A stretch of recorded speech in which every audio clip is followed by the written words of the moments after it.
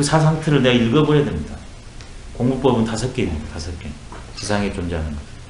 근데 이게 여기서 싹 읽어낼 수 있습니다. 동양에서는 반드시 같이 가자입니다. 병행, 병진, 겸수. 불교에서도 교관, 겸수. 그 다음에 정해, 쌍수 그러지 않습니까? 정해는 존덕성이 도문학입니다. 교관은 도문학이 존덕성이에요. 우선 스님만 달라요. 근데 이것은 내 개인적으로는 근기요.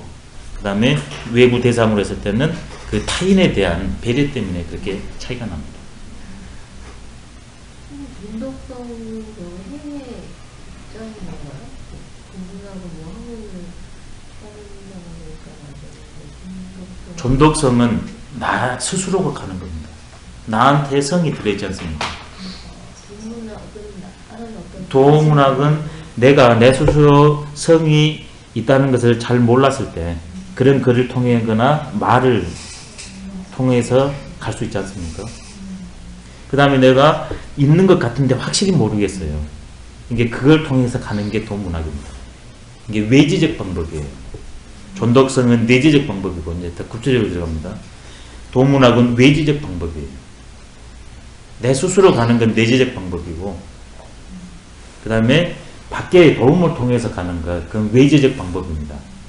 그럼 존덕성하고 수신학은 어떻게 달라요? 존덕성, 도문학이 다 수신법이에요. 근데 수신이 내외를 같이 가는 겁니다. 예, 내외를 같이 가줘야 돼요.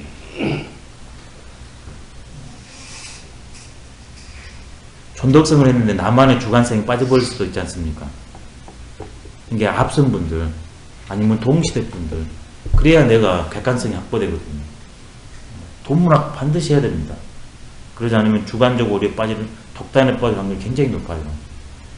근데 도문학만 하면 주체적 체험이 없어요. 감동이 없습니다. 생활로 전환이 안 됩니다. 논거니까 그 생각이니까 체험지가 아니거든요. 체험적 인식이 아니거든요. 존덕성을 통해서만 체험적 인식이 확보돼요. 이게 병행해야 합니다. 반드시. 그러면 이제 어디를 우선순위로 놓냐에 따라서 공부 방법이나 설명 방법, 삶의 태도가 달라요. 그러지만 끝에 가면 같습니다.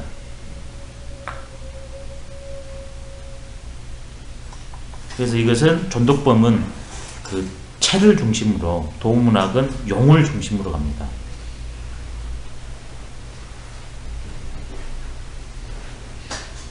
그렇지만 이게 두 개가 반드시 같이 가야 된다. 그래야 무리가 없습니다. 그럼 기독교 분이 여기 계시니까 말씀드리면 존덕성 믿음입니다. 도문학 지혜입니다. 믿음과 지혜가 반드시 같이 가야 됩니다. 이제 공부로 말하면 존덕성, 내 것, 내 학파, 내 사상, 도문학, 다른 학파, 다른 사상 반드시 같이 가져야 됩니다.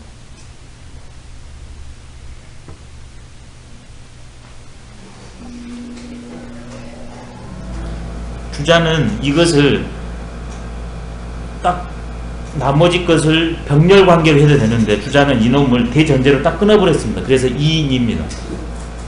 존덕성, 도문학 인이 대전제로 공부의 대전제를 이 두 개로 딱 끊었습니다. 이것을 하나하나 나열해도 되거든요. 근데 그러냐 그러면 공부가 너무 번잡해져요. 이것은 주자한테 우리 후학들이 크게 감사해야 될 부분입니다. 이게 주자의 배려입니다.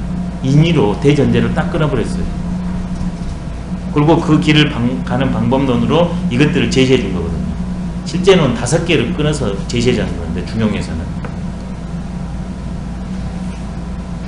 치광대라는 건 뭐냐면 존덕성에 연결됩니다. 광대는 지혜에 해당되죠. 우리의 본성은 천과 지를 다 갖고 있지 않습니까? 사랑과 지혜를 다 갖고 있잖아요. 광대는 지인입니다. 그 인을, 내 덕성이 갖고 있는 인을 끝까지 하는 게 치광대예요.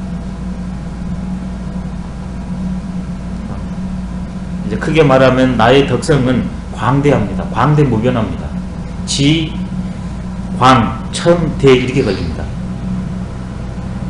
지, 광, 천, 대. 나중에 개사전은 알게 되십니다. 땅은 광하고 천은 대하거든요. 우리 본성은 광대무변이에요.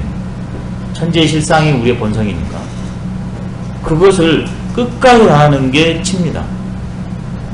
덕성이 이제 훨씬 구체적이죠. 천인, 광대, 인지를 다 하는 것.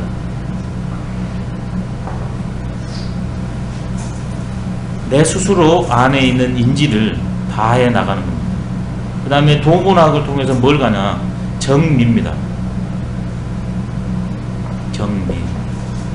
바로 배우고 물을 때는 그 원리와 현상을 꿰뚫어야 되지 않습니까? 현상은 드러나 있습니다. 이게 잘 보입니다. 근데 거칠어요. 근데 원리는 숨어 있습니다. 그래서 밉니다. 그래서 정합니다. 현상은 추, 거칠 추자. 요즘은 저라고 그러죠. 정밀하다, 조잡하다 그러지 않습니까? 현상은 드러나니까 조예요. 근데 원리는 안 드러나니까 정합니다. 이게 드러났으니까 현입니다. 안 드러났으니까 미예요. 바로 도문학을 통해서 그것을 싹 내가 지혜로 터득해야 됩니다. 진정미하며. 미는 알겠는데 이제 말씀하신 정의. 현상은 이렇게 눈에 드러났잖아요. 예. 그러나 그럼 그것을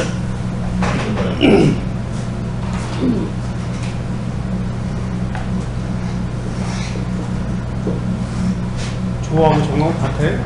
아니, 이게 정반대예요. 네. 정조. 정은 정밀하다. 네. 조는 조잡하다 이러잖아요. 네. 원리는 이거고 현상은 이거예요. 원리는 하나인데 현상은 여러 여러 개가 개. 나타난다는. 원리는 깨끗해요. 이 깨끗할 정, 순수할 정입니다. 깨끗하고 순수해요. 그리고 하나입니다. 근데 현상으로 드러나는 것은 여러 개고 조금 순도가 떨어져 순수하지 못합니다. 좀 불순해요. 깨끗하지 못하고 좀 타개해요. 이게 좋습니다. 이 공부를 통해서 공부는 이게 드러났으니까 학문은 드러나지 않습니까? 이걸 통해서 일이 가였습니다. 진짜. 글에 매이지 말고 그 글이 말하고 있는 덕성의 세계로 가라. 도의 세계로 가라. 치광대는 내 스스로 나한테 있으니까 스스로 해보고 그 다음에 그 고명이 도중용입니다. 이제 중용의 입장에 따라서 광대는 지, 고명은 천 이렇게 됩니다. 아까 주역 입장으로 하면 광지, 천, 대 이렇게 가고요. 나중에 이런 것도 전부 매치시키면 좋습니다. 스스로.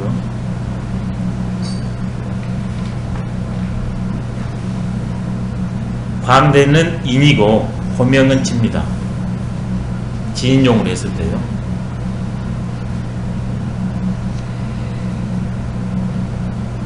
사랑을 끝까지 하고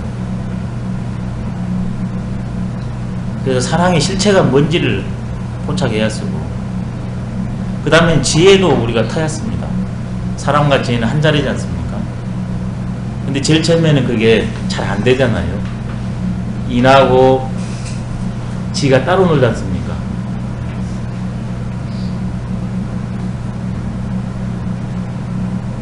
그래서 인을 할 때는 인을 다 해버리고 지를 할 때는 지를 다 해버리고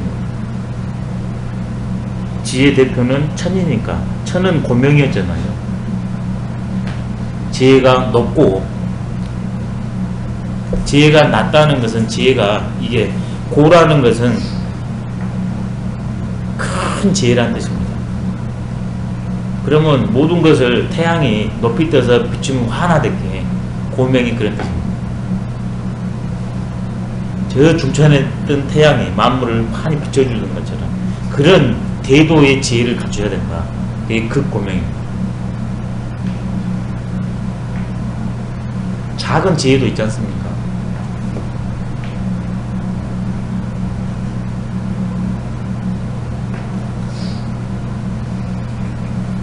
그리고 이런 지혜는 지식이 지혜로 전환될 수도 있지만 지혜로 전환되지 않느냐 그러면 과불급이 발생합니다.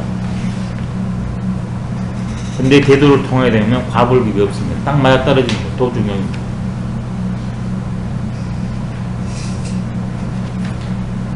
더 중요합니다. 시종입니다.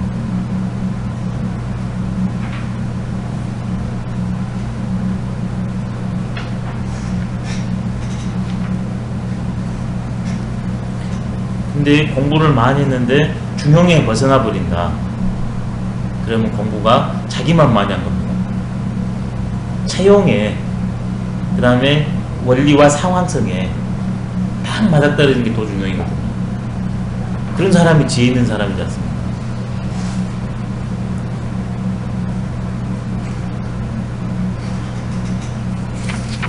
그 다음에는 온고의 지신입니다. 이때의 고는 덕성, 광대, 그 다음에 고명, 여기에 해당되기 때문에 이건 인해 문제에 돼요. 그래서 유구에 해당돼요. 유구. 박야, 후야, 버야, 명야, 유야, 구야 그랬죠. 고가 바로 유구, 인해 문제입니다. 과거, 현재, 미래를 관통하고 있는 그게 도입니다. 도는 불변입니다. 도. 그 도를 과거, 현재, 미래 3세를 관통하는 그 도를 단순한 예고가 아니라요. 그것을 나의 삶화하는 게 원입니다.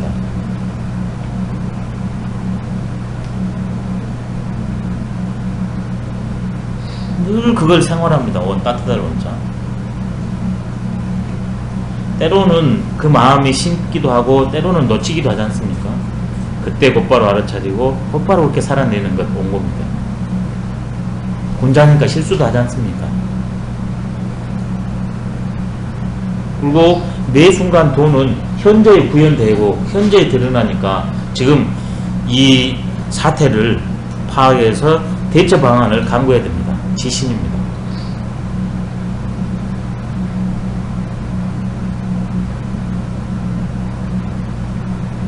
노노의 원고의 지신법하고 달리 해석했습니다.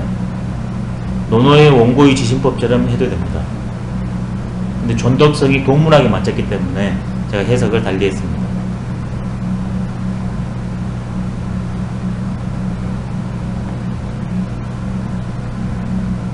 물론 원고의 지신에서도 옛것 변치 않는 그것이죠. 지금 우리가 배우는 게 옛글입니다. 원고.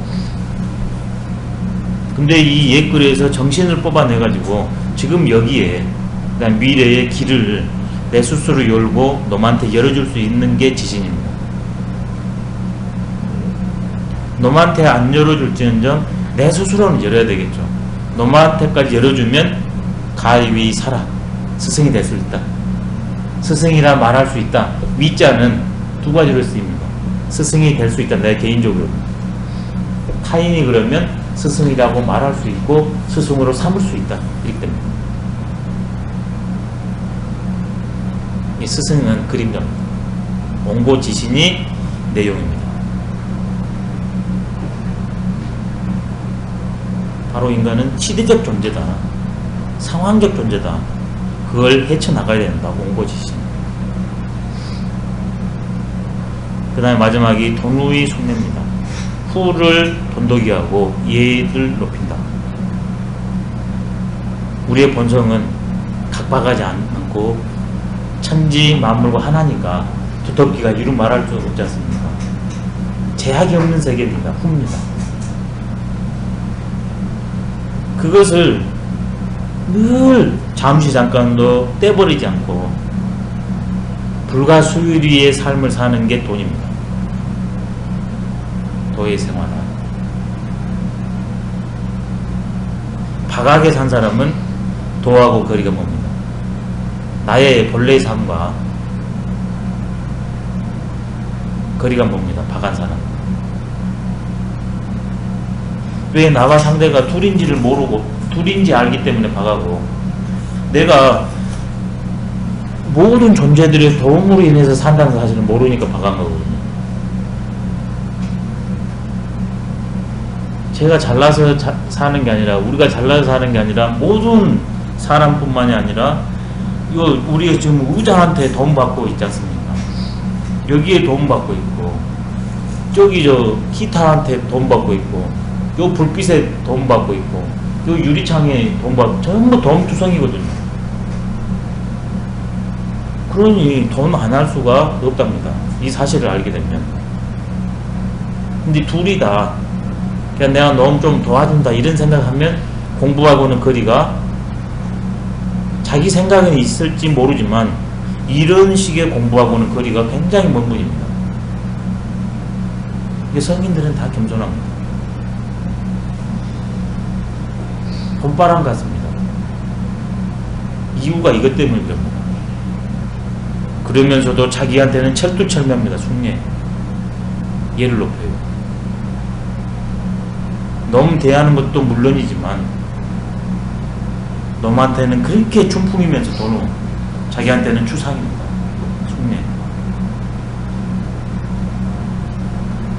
대접받는 것보다는 대접하는데, 놈이 나를 기쁘게 해주는 것보다는 놈을 기쁘게 해주는데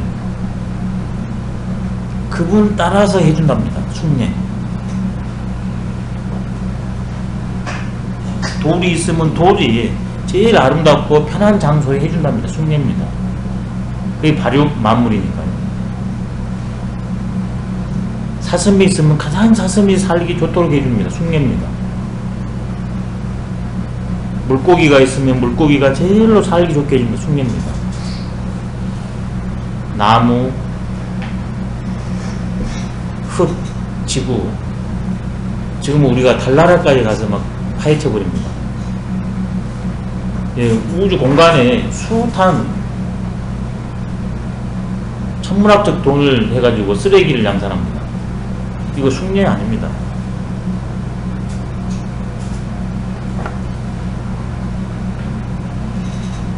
예, 중용이 이래서 이제 겁나게 크다고 그러거든요.